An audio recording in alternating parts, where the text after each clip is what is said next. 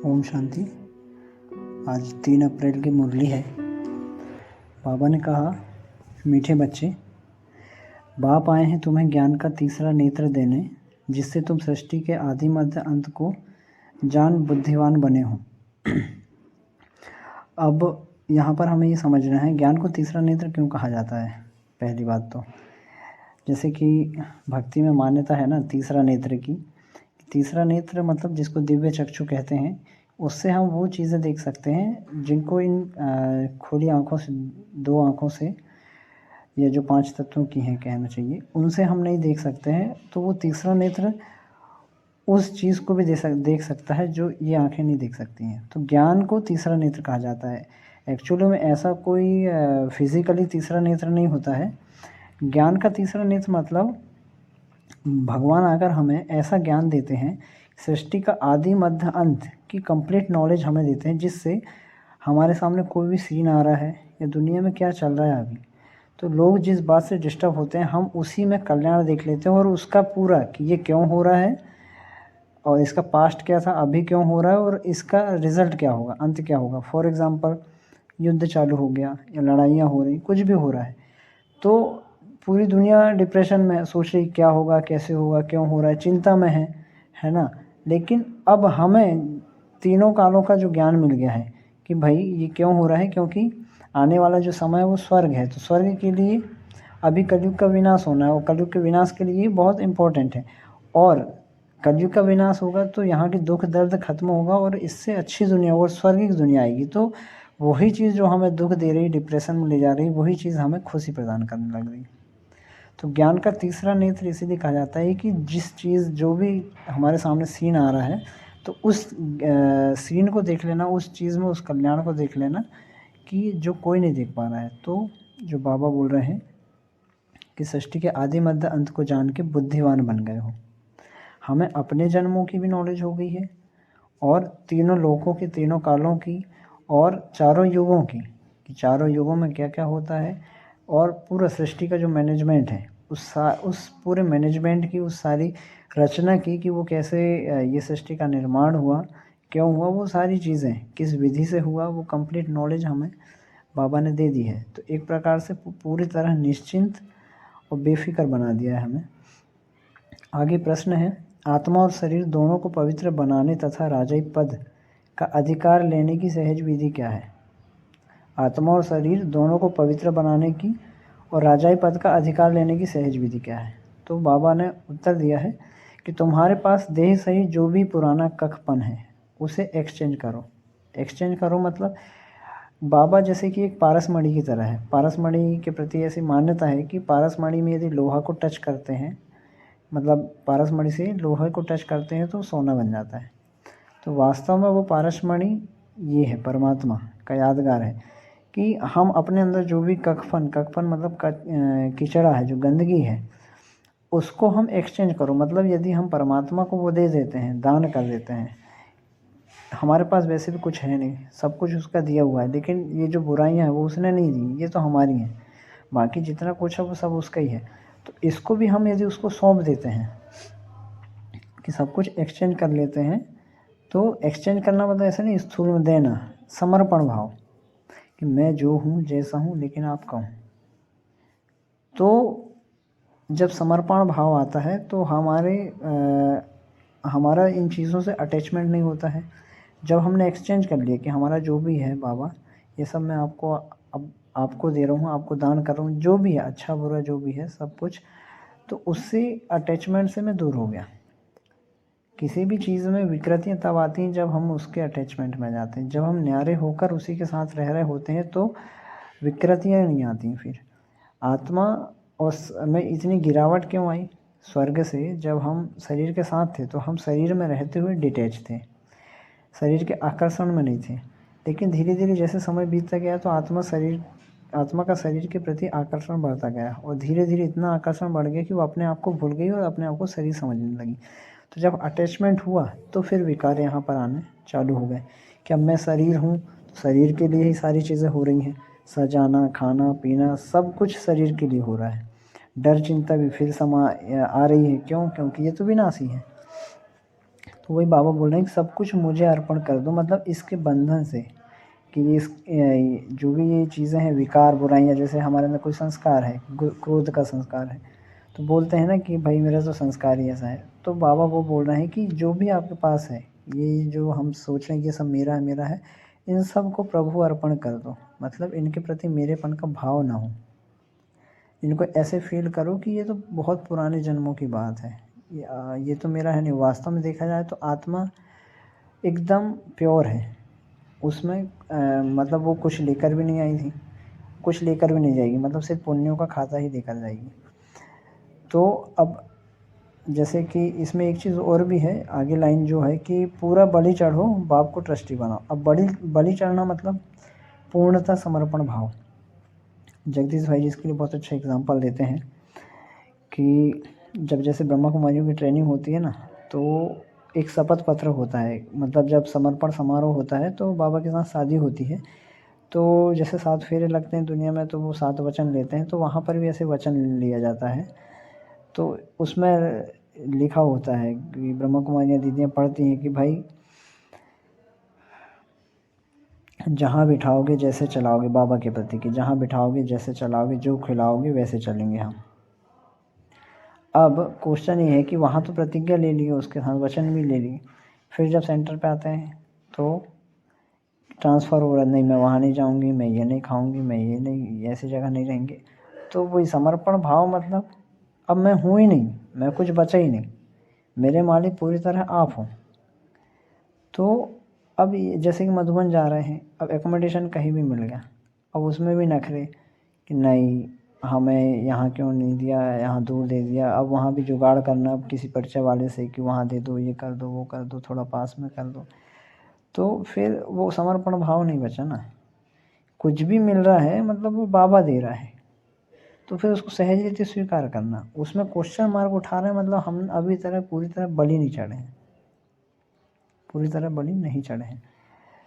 तो बाबा ने बोला कि ये है आत्मा और शरीर दोनों को पवित्र बनाने की विधि। की आत्मा में जो संस्कार हैं, जो बुराइयां हैं, वो भी उनके प्रति मेरा भाव ना हो। जैसे ही मेरा भाव आता है तो हम उससे बंध जाते हैं, फिर छोड़ना बड़ा मुश्किल हो जाता है, ये मेरा नहीं है। और शरीर जो है इसको भी बाबा को सौंप दो कि ये आपकी अमानत है। तो जब हम शरीर को भी उसको सौंप देंगे और उसकी अमानत समझेंगे, तो इसका देखभाल हम ऐसे करेंगे जैसे कि ये मतलब इसमें कुछ भी होगा पर मैं हलचल में नहीं आऊँगा, क्योंकि ये मैं नहीं हूँ, मेरा नहीं है, दूसरे की अमानत है। तो शायद उसकी पहले जो जिस तरह से हम देखभाल कर रहे थे पर डिस्टर्ब होके कर रहे थे, अब और अच्छे से कर पाएंगे। तो और जो आगे की लाइन थी कि राजाई पद का अधिकार लेने की सहज भी है। तो बाबा ने बताया कि आत्मा और शरीर श्रीमत पर चलते रहेंगे, बाबा जो बोल रहे हैं, तो आत्मा और शरीर दोनों पवित्र बनेंगे और राजाई पद प्राप्त हो जाएगा। आगे है बाबा ने मतलब मुरली में कि बाबा अभी क्यों आया है, सचखंड की स्थापना करने और राजयोग सिखाने। हमें पूज्य देवी देवताओं, भारत में पहले पूज्य देवी देवताओं का राज्य था, तो बाबा वापस वो हमें लौटाने के लिए आया है। और किस विधि से? राजयोग की विधि से। ये राजयोग है। योग दुनिया में बहुत है, लेकिन ये राजयोग है। राजयोग क्यों? ऐसा योग जो हमें राज करना सिखा देता है, मतलब राजा बना देता है। कैसे? इसके लिए बहुत अच्छा एग्जाम्पल है। एक बार रमेश भाई ने बाबा से क्वेश्चन किया कि बाबा राजाई के लिए कौन कौन से सर्टिफिकेट चाहिए, तो बाबा ने 3 सर्टिफिकेट बताए थे। पहला स्वपसंद, प्रभु पसंद और लोक पसंद। तो स्वपसंद में आता स्वराज्य अधिकारी, मतलब ये हमारा ऐसा योग है जो बाबा ने हमें सिखाया है कि आत्मा 5 कर्मेंद्रियों की, स्थूल कर्मेंद्रियों की और मन बुद्धि संस्कार, ये सूक्ष्म इंद्रियों की मालिक बन जाती है। मतलब ये अपने हिसाब से इनको हैंडल करती है, इनकी गुलामी से मुक्त हो जाती है। तो जब हम अपने कर्मेंद्रियों पर और अपने मन बुद्धि संस्कार पर पूर्णतः विजय पा लेते हैं, तो फिर बाहर विजय पाना बहुत आसान हो जाता है। ऐसा कहते हैं ना कि जिसने अपने मन पर विजय पा लिया वो अपनी दुनिया पर विजय पा ही लेगा। तो अभी यही संस्कार लेकर हम सतयुग में आते हैं। तो आत्मा जब स्वर्ग में आती है तो ये संस्कार लेकर आती है। जैसे कि राजा क्या है, राजा मतलब जिसको लोग फॉलो कर रहे हैं। यदि वो ही दूसरों को फॉलो कर रहा है तो वो राजा थोड़ी रहा। राजा मतलब जो गुलामी से मुक्त है, राजा मतलब जो बंधन मुक्त है। तो आत्मा पहला जो बताया कि स्वपसंद मतलब स्वराज्य अधिकारी। तो इस राजयोग से एक तो समझ मिलती है जो बाबा ज्ञान देते हैं, और दूसरा योग से आत्मा पावरफुल बनती है। तो उसका अपनी कर्मेंद्रियों पर और जो सूक्ष्म इंद्रियां हैं उन पर शासन होता है। जैसे अभी हमें समझ होती है कि ये करना है ये नहीं करना है, लेकिन ताकत नहीं है वो करने की। तो योग से वो ताकत मिलती है, क्योंकि पावर हाउस वो है। तो आत्मा की जो अभी बैटरी डिस्चार्ज हुई पड़ी है उससे कनेक्शन जोड़ने में आत्मा फिर से अपनी वापस पुरानी स्थिति में आती है। उसके अंदर जो शक्तियाँ एकदम ख़त्म हो गई हैं, जो उसके गुण क्वालिटीज़ जो एकदम मर्ज हो गए वो फिर से मर्ज होते हैं। देवताओं में और हम में यही फ़र्क है। उनके भी हाथ पैर हमारे भी सेम सब कुछ वही है, लेकिन सिर्फ उनमें दैवी गुण हैं। उनमें आत्मा में इतनी ताकत है कि वो पूरे कर्मेंद्रियों को और अपने हिसाब से चला पा रहे हैं। तो आत्मा जितनी शक्तिशाली होती है उतना ही उसका प्रभाव प्रकृति पर भी पड़ता है, तो वो प्रकृति को भी जीत पाती है। फिर दूसरा बताया था कि लोक पसंद। लोक पसंद मतलब एक होता है कि दूसरों को इम्प्रेस करना, लेकिन एक है कि लोग दिल से आपको चाहें। इसमें ला और लव का बहुत सूक्ष्म बैलेंस चाहिए। जैसे कि रमेश भाई बोलते हैं, हमारी दादी जो प्रकाश मणि जी थे, यदि बोले ऐसे हंसी में उन्होंने बताया था कि अभी भी उनके समय में कि चुनाव हो पूरे यज्ञ में और दादी के विपक्ष में भी मैं खड़ा हो जाऊं बोले तो मेरी वोट भी दादी को ही जाएगी। तो ये है लोक पसंद कि आपके विपक्ष वाले भी आपको वोट दे रहा है, जो खुद आपके विरोध में खड़ा हो रहा है वो खुद आपको वोट दे रहा है। मतलब आपने इतना दिल में जगह बना रखी है लोगों के। वो स्नेह पालना और लाव और लव का बैलेंस से आता है। और चौथा प्रभु पसंद। रमेश भाई ने क्वेश्चन किया बाबा से कि बाबा स्वर्ग में तो वो सॉरी हमारे मतलब हम ऑलरेडी इतने पेपर दे रहे हैं, माया हमारे पीछे पड़ी है, हम उससे ही पास नहीं हो पा रहे और आप अलग क्यों पेपर ले रहे हो। तो बाबा ने बोला कि बच्चे सत्युग त्रेता दो युगों में मैं इस दुनिया में रहते नहीं हूँ, तो आधा कल इस दुनिया को चलाना है, तो मैं ऐसे वैसे किसी के हाथ में नहीं सौंप दूंगा। तो वहाँ के लिए भी मुझे लायक बच्चे चाहिए जो 2 युग तक इस दुनिया को अच्छे से संभाल सके। इसलिए मुझे भी पेपर लेना पड़ता है। जैसे कि बाबा ने बोला कि आप मार्केट जाते हो तो एक छोटा सा मटका भी लेते हो तो ठोक ठोक के देखते हो कि कोई सुराख तो नहीं है। तो बोले मुझे तो 2 युग चलवाने हैं, तो मैं कितना अच्छे से उनको तैयार करके उनको देखूंगा ना कि चला पाएंगे, लायक है या नहीं। तो ये 3 सर्टिफिकेट हैं। आगे और बाबा ने कहा कि पावन बनने की 2 ही विधि। बाबा आया पतित से पावन बनाने, लेकिन पावन बनने की सिर्फ 2 विधि हैं। एक है योग बल, दूसरा है भोग बल। योग बल मतलब परमात्मा से योग लगाएंगे अपने को आत्मा समझकर, तो आत्मा में जो विकर्म है, जो बुराइयां हैं, जो पाप कर्म किए आत्मा ने, वो दग्ध होंगे, खत्म होंगे, विनाश होंगे और आत्मा प्योर बनती जाएगी। एक तो ये विधि है जिसमें मेहनत कुछ नहीं है, सिर्फ भगवान को पहचानना है, उससे प्रेम करना है और बस उसको याद करना है। और दूसरा है कि भोग बल मतलब जो भी आपने बुराई विकर्म किए हैं उनको दुख तकलीफ जितनी आपको होंगी उतने वो खत्म होंगे, लेकिन उससे प्राप्ति कुछ नहीं होगी। दुख दर्द तो होगा लेकिन आगे भी और कोई प्राप्ति नहीं है। मैंने बहुत पाप कर्म किए हैं तो मेरी लाइफ ऐसी बन जाएगी, मुझे तकलीफ ऐसी होगी, मेरे संबंध ऐसे हो जाएंगे, मेरा लॉस होगा, कुछ भी होगा, मतलब जिससे आत्मा को तकलीफ दुख झेलना पड़े, उससे भी विकर्म विनाश होते हैं। लेकिन वो जैसे ये है कि मार मार के ज़बरदस्ती कोई चीज़ को लेना, मार खा के, लेकिन परमात्मा की याद से आत्मा में विकर्म विनाश होते हैं और आगे भी फिर स्वर्ग की बादशाही मिलती है। तो पावन तो हर किसी को बनना है, भगवान आया ही है हम सबको ले जाने के लिए, और बिना पावन बनाए वो ले जाएगा नहीं, क्योंकि परम धाम में पावन आत्मा ही रह सकती। अब या तो उसको याद करो, प्यार से जाओ, नहीं तो फिर मार खा के जाओ।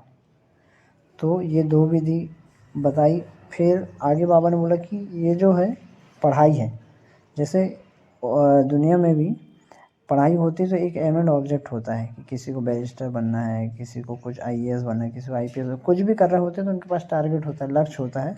तो ऐसे ही ये भी पढ़ाई है बावन का, यहाँ भी M M M M and object है। एम एंड ऑब्जेक्ट मतलब मुझे क्या बनना है, लेकिन क्यों बनना है वो उद्देश्य भी समाहित है उसमें, पूरे विश्व का कल्याण समाया हुआ है। तो यहाँ पर पढ़ाई बाबा इसलिए बोल रहे हैं, जैसे वहाँ पर पढ़ाई पढ़ते हैं तो टीचर से योग होता है, तो यहाँ पर भी एम एंड ऑब्जेक्ट रखना है और फिर पढ़ाई पढ़ना है। इसको यदि सत्संग समझेंगे तो क्या उससे वो भी अच्छा है, लेकिन उससे प्रॉब्लम ये है कि सत्संग समझने से यदि हमारे जीवन का, ब्राह्मण जीवन का लक्ष्य नहीं है, हम इसको सत्संग समझ के चल रहे हैं डेली, तो क्या होगा, भक्ति में जैसे संस्कार है हमारे सत्संग के कि सत्संग में जाना है, बैठना है, सोने, लेकिन कुछ धारणा नहीं करना है। होती है ना भक्ति में सत्संग, तो उसमें ऐसी मान्यता है कि भाई सुनने से ही आपको इतने जन्मों का पुण्य मिल जाएगा, ये हो जाएगा, वो हो जाएगा, लेकिन सुनने से कुछ नहीं होगा जब तक उसको धारण नहीं करेंगे। तो ये सत्संग नहीं है, पढ़ाई है, और यहाँ एम एंड ऑब्जेक्ट है, और पढ़ा कौन रहा है, टीचर, तो टीचर का संबंध जोड़ना और टीचर को भी याद करना है। और बाबा ने मुरली में बोला है कि ड्रामा में हर एक का पार्ट फिक्स है, जिसको जो पार्ट मिला हुआ है वो फिक्स है, उसमें हर एक का अपना अपना रोल है। ये बहुत गहरी पॉइंट है जो बाबा ने हमें ड्रामा की दी है, इससे हम एकदम निश्चिंत हो जाते हैं और किसी के भी रोल को देखकर हम डिस्टर्ब नहीं होते हैं, इसमें फ़ायदा हमारा ही है। दूसरा है, किसी के प्रति घृणा और नफ़रत की भावना नहीं आती है, क्योंकि हमें बाबा ने जो ज्ञान दिया है कि जैसे एक ड्रामा होता है दुनिया में, तो कोई विलन का भी रोल कर रहा है, या हम थिएटर में या टीवी में मूवी देखते भी हैं, तो हमें पता है कि इनको अपना अपना रोल मिला है। जैसे कि मान लीजिए किसी को कोई लौकिक में, मतलब रियल लाइफ में कोई बहुत अच्छे संस्कार वाला नहीं है, लेकिन उसको रोल मिल गया है, उसमें बहुत अच्छा मतलब हीरो का पार्ट प्ले कर रहा है वो, तो यदि मैं अपने ऊपर लेके चलूँ ऐसा, तो मुझे कभी ईगो नहीं आएगा, तो उससे ईगो नहीं आएगा। क्यों? क्योंकि मुझे अपनी असलियत ही पता रहेगी, और मेरे पास जो क्वालिटी या जो भी विशेषता आ रही हैं जो भगवान ने दी है, तो वो उसको मैं ऐसे समझ के चलूँगा कि भाई मुझे ये रोल मिला है, स्क्रिप्ट लिखी हुई मिली है, तो वो स्क्रिप्ट के अनुसार मेरा रोल प्ले हो रहा है, तो एक ईगो नहीं आएगा। और दूसरा, इस चीज़ को यदि हम दूसरों पर अप्लाई करें, हर एक का ड्रामा में पार्ट है, मतलब कोई विलन का रोल कर रहा है, तो वो हमें खुशी होगी कि भाई अपना रोल ये कितने अच्छे से प्ले कर रहा है, हम डिस्टर्ब नहीं होंगे उससे। तो ये बहुत गहरी पॉइंट है, यदि ये एक बार बुद्धि में अच्छे से समझ में आ जाए तो हम फिर किसी को भी रोल को देखकर डिस्टर्ब नहीं होंगे। और आगे बाबा ने मुरली में बोला कि बाबा को जैसे भक्ति में सर्वव्यापी की मान्यता है, तो बाबा ने बोला सर्वव्यापी बोलने से कुछ नहीं होगा। अच्छा, ये मान्यता आई कैसे सर्वव्यापी की, कि जैसे कि भक्ति में क्या होता है, हमने भगवान को बहुत पुकारा, बहुत याद किया, तो हमने उसको जहाँ पुकारा वो वहाँ अवेलेबल हो गया हमारे लिए। तो जैसे कि मान लीजिए मुझे आज कोई पुकारे बस स्टैंड में खड़ा हो गए कि शेखर, और मैं वहाँ आ जाऊँ तुरंत, फिर वो मुझे कहीं जंगल में पुकारे, मैं वहाँ भी आ जाऊँ, तो यही बोलेंगे ना लोग कि भाई तेरे को जहाँ बुलाते वहीं आ जाता, मतलब तू यहाँ हर जगह है। तो ऐसे परमात्मा को हमने जिस रूप में याद किया और जहाँ याद किया, जहाँ उसको बुलाया वो वहाँ अवेलेबल हो गया, तो हमने ये बोल दिया कि भाई परमात्मा सर्वव्यापी। जैसे मीरा श्री कृष्ण की दीवानी थी, तो वो जहाँ देखती थी उसको कृष्ण के अलावा कोई दिखता नहीं था, तो उन्होंने बोल दी कि भाई मैं जहाँ देखती हूँ वहीं श्री कृष्ण दिखता है, तो लोग यही बोलने लगे कि हर जगह कृष्ण है। पर उसका नज़रिया ये था कि उसको वो कृष्ण में इतनी लीन थी कि कृष्ण के अलावा उसको कुछ दिखाई नहीं देता था। इसका मतलब ये नहीं था कि हर जगह कृष्ण था, उसकी आँखों में ही कृष्ण था, तो उसको और कुछ दिखाई नहीं देता था। फिर आगे बाबा ने बताया कि ये दुनिया जो है, यहाँ का जो राज्य है, यहाँ जो भी सुख है, ये सब अभी जो दिख रहा है हमें, जो माया का जाल है, ये बाबा ने बोला कि मृग तृष्णा के समान है। उसमें बाबा ने एग्जाम्पल दिया दुर्योधन का, कि जैसे क्या बोलते हैं, महाभारत में इंद्रप्रस्थ का जब निर्माण हुआ था, तो दुर्योधन जब वहाँ पहुँचा था, जब वहाँ पर राज्याभिषेक होने वाला था शायद युधिष्ठिर का, तो वो वहाँ का स्ट्रक्चर मतलब जो फर्श है वो इस तरह से बनाया गया था कि वहाँ पे ऐसा लगता था कि जैसे कि पानी भरा हुआ है। मतलब आँखें समझ नहीं पा रही थी। मतलब जैसे कि एक 3D टाइप का वो सीन था। तो एक लाइव लाइव कह सकते हो आप कि ऐसा लगता था कि जैसे कि वहाँ पर पानी भरा हुआ है। तो दुर्योधन ऐसे कपड़े उठाकर चल रहा था, तो द्रौपदी हंसने लगी और बोलती है कि अंधे की औलाद अंधी। तो मृगतृष्णा इसलिए बोला कि जैसे रेगिस्तान में होता है ना कि गर्मियों के दिनों में जब जो हिरण होती है तो वो जब भागती है तो गर्मी के कारण वहाँ पर उसको थोड़ी दूर में ऐसे पानी भरा हुआ दिखाई देता है।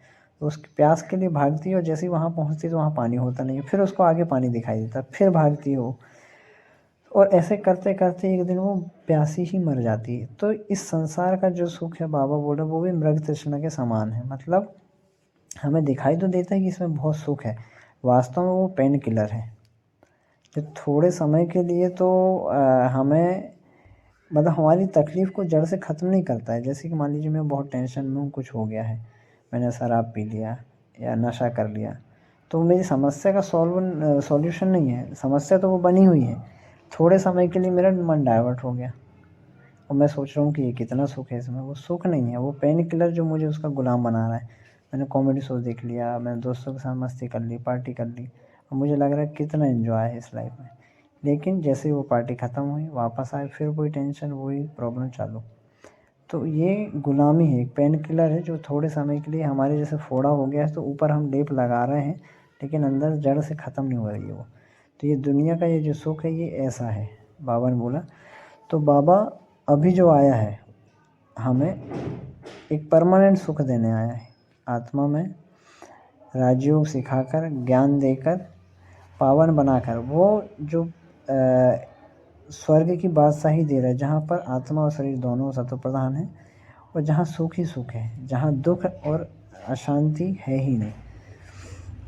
फिर बाबा ने बोला कि जैसे भगवान को सन्यासी भी याद करते हैं कि हमें मोक्ष मिल जाए, मुक्ति मिल जाए, तो बाबा ने कहा मोक्ष मुक्ति ऐसे किसी को मिलती नहीं है, क्योंकि वो भी चाहते हैं, क्योंकि सन्यासियों को वैराग आता है इसलिए वो सन्यास धारण करते हैं। वो भी चाहते हैं कि हम इस दुनिया के दुख दर्द से मुक्ति पाएँ, तो वो मोक्ष की कामना करते हैं। तो बाबा ने बोला कि मोक्ष मिलता ही नहीं है, कोई भी आत्मा जन्म मरण के चक्र से नहीं छूट सकती है, सिर्फ परमात्मा ही है जो जन्म मरण से न्यारे हैं।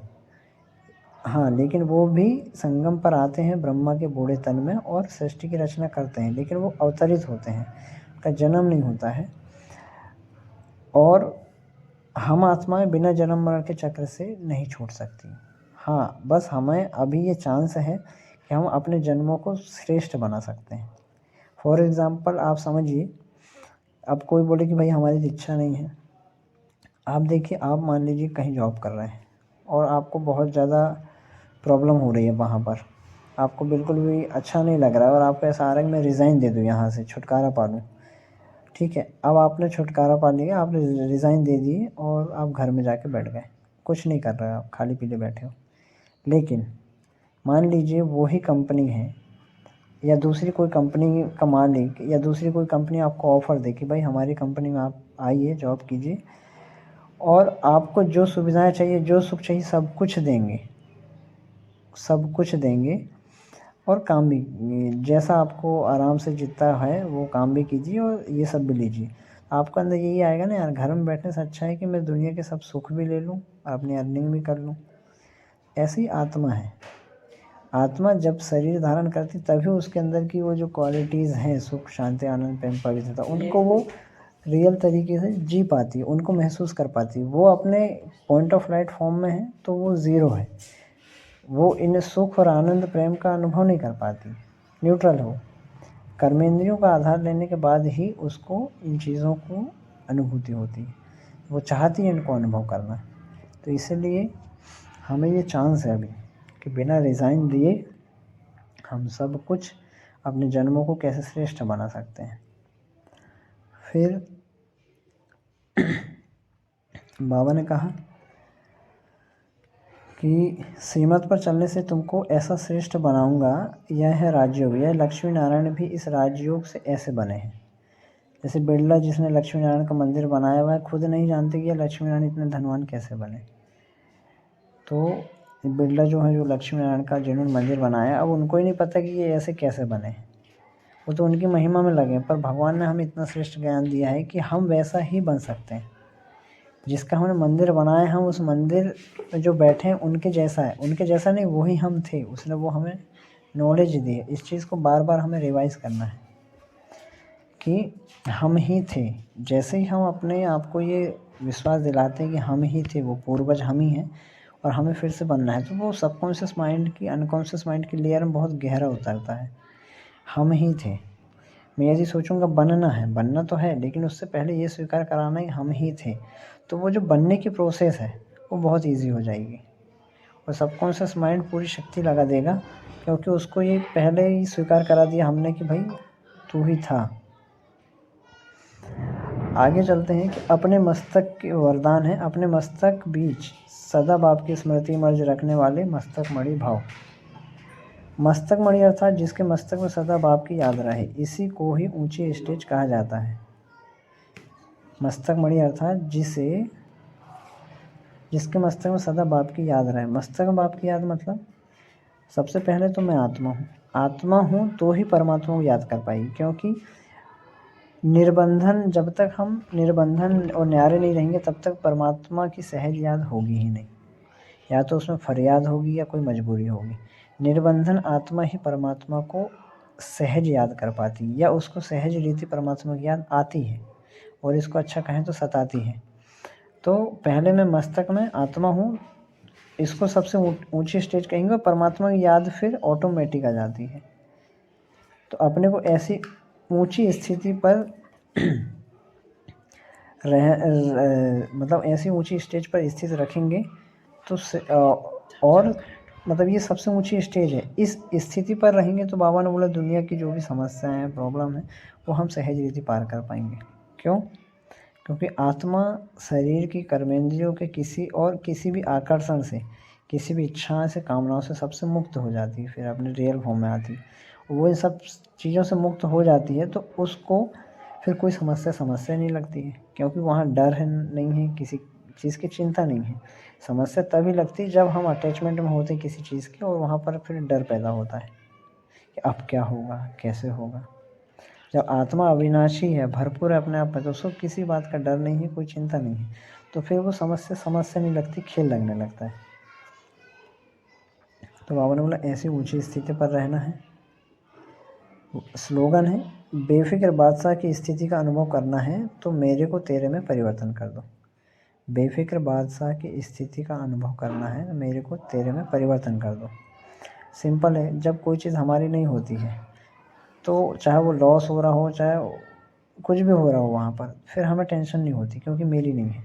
टेंशन तभी होती है जब मेरी चीज़ लॉस में जा रही होती है कि ये मेरी है, तो उसको प्रॉब्लम होगी तो मुझे भी प्रॉब्लम होगी।